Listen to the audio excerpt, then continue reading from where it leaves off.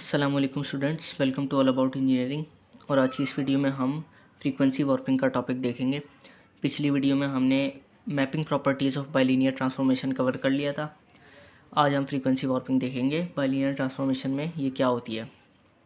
तो frequency warping frequency warping का ताल्लुक ज़्यादातर मैपिंग प्रॉपर्टीज़ से ये, क्योंकि जब हम बाइलीनियर ट्रांसफॉर्मेशन में मैपिंग प्रॉपर्टीज़ पढ़ रहे थे, हम क्या कर रहे थे, हम उसका एस प्लेन को जेड प्लेन में मैप कर रहे थे। तो एनालॉग की जो फ्रीक्वेंसी होती है किसी भी एनालॉग फ़िल्टर की या एनालॉग सिस्टम की, उसकी फ्रीक्वेंसी को आप डिजिटल फ्रीक्वेंसी में चेंज कर रहे होंगे, क्योंकि आप एनालॉग एस प्लेन से डिजिटल जेड प्लेन में जा रहे हैं तो फ्रीक्वेंसी पे भी तो फ़र्क पड़ रहा होगा ना। उसकी फ्रीक्वेंसी एनालॉग से डिजिटल हो रही होगी। तो यहाँ पे एक रिलेशन पढ़ाया जाता है जिसे हम फ्रीक्वेंसी वार्पिंग कहते हैं। वो पढ़ते हैं, वो क्या होता है। The relation between analog and digital frequencies are, analog और डिजिटल फ्रीक्वेंसी का जो रिलेशन है वो क्या होता है। अब यहाँ पे जो है ओम है ना, अब यहाँ पे दो तरीके के ओमेगा चलाऊँगा मैं, ये भी एक ओमेगा है और ये भी ओमेगा है। अब जब मैं इसकी बात करूँगा आगे तो मैं इसको ओम पढ़ूँगा, रेजिस्टेंस वाला ओम, ये है ओमेगा ही, लेकिन ये क्या रिप्रेजेंट कर रहा है, ये जो ओम है ये रिप्रेजेंट कर रहा है एनालॉग फ्रीक्वेंसी, और ये जो डब्ल्यू वाला ओमेगा है ये रिप्रेजेंट कर रहा है डिजिटल फ्रीक्वेंसी। सही है, बस याद रखना कि जहाँ ओम लिखा हुआ है वहाँ का मतलब है एनालॉग फ्रीक्वेंसी, और जहाँ ओमेगा ये वाला लिखा हुआ है डब्ल्यू वाला, तो वहाँ मैं बात कर रहा हूँ डिजिटल फ्रीक्वेंसी की।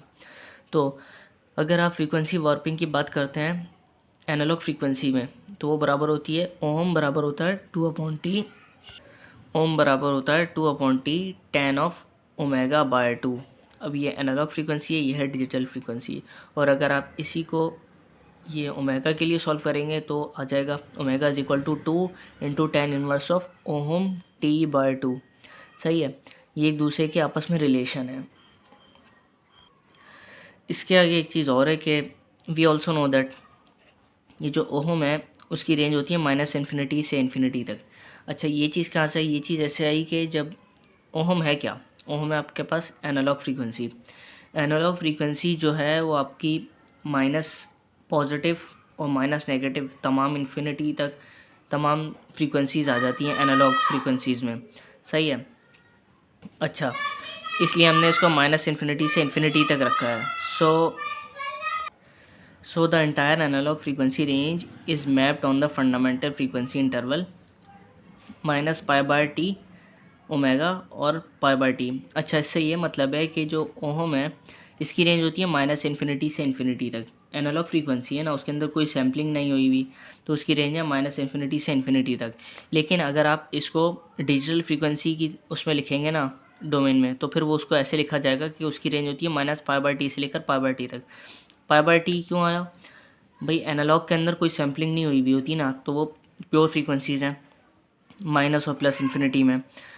डिजिटल फ्रीक्वेंसी के अंदर सैम्पलिंग आ जाती है तो उसमें टाइम इंटरवल भी इंक्लूड होता है, इसलिए यहाँ पे हमने -π/t से लेकर π/t तक की उसकी रेंज रखी है।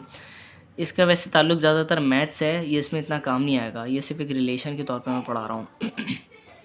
तो therefore ohm is equal to 0 correspond to omega is equal to 0। इसका मतलब है जब एनालॉग फ्रीक्वेंसी 0 होगी तो डिजिटल फ्रीक्वेंसी भी 0 होगी।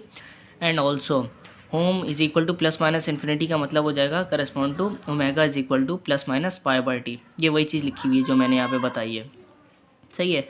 Due to this a non linear relationship is build between the analogue frequency ohm and the digital frequency omega. This effect is known as bilinear transformation frequency warping. सही है, ये जो दोनों के नॉन लीनियर रिलेशनशिप बन रहे हैं इनको हम कहते हैं फ्रीक्वेंसी वार्पिंग बाइलीनियर ट्रांसफॉर्मेशन में। अच्छा, अब इसके अंदर ये इम्पॉर्टेंट नोट है, ये मैं लिखवा देता हूँ। अच्छा, ये जो नोट है वो कह रहा है, उसके अंदर 3 पॉइंट हैं। If omega c is given in radians per second use this. इसका यह मतलब है कि जब हम आगे सवाल सॉल्व कर रहे होंगे ना, ये एक फार्मूला है और वो फार्मूला ओमेगा सी और रेडियंस पर सेकेंड या फिर इसका जो ये यूनिट होगा ना वो उसको देख के पता चलेगा, ये फार्मूला आएगा आगे। हम बार बार कर रहे होंगे omega c is equal to 2/T tan omega c T/2। अच्छा, ये फार्मूला उस वक्त लगेगा जब आपको सवाल में रेडियंस पर सेकंड की फॉर्म में दिया हुआ होगा क्वेश्चन, तब आप ये फार्मूला यूज़ करेंगे omega c is equal to 2/T tan omega c T/2। और जब आपको ये रेडियन पर सेकंड नहीं बल्कि सिर्फ रेडियन होगा ना, तो आपने यही फार्मूला यूज़ करना है, omega c is equal to 2/T10। बस यहाँ से ये वाला टी है ना, कैपिटल टी, ये गायब कर देना है, ओमेगा सी अपॉन 2। ये यूज़ कर लेना है जब आपको रेडियन गिवन हो। और तीसरा पॉइंट क्या है, if unit is not given then use any one of the following. अगर आपको यूनिट नहीं दिया हुआ कि रेडियन पर सेकेंड है या रेडियन में, तो आप इन दोनों में से कोई सा भी फार्मूला यूज़ कर सकते हैं, ठीक है। फ्रीक्वेंसी वार्पिंग का फार्मूला ये। अच्छा, बस यही थी आज की वीडियो। अगर आपको आज की वीडियो अच्छी लगी हो तो लाइक करें, शेयर करें, चैनल को सब्सक्राइब करें, दोस्तों के साथ वीडियोज़ को शेयर करें। जज़ाकल्लाह।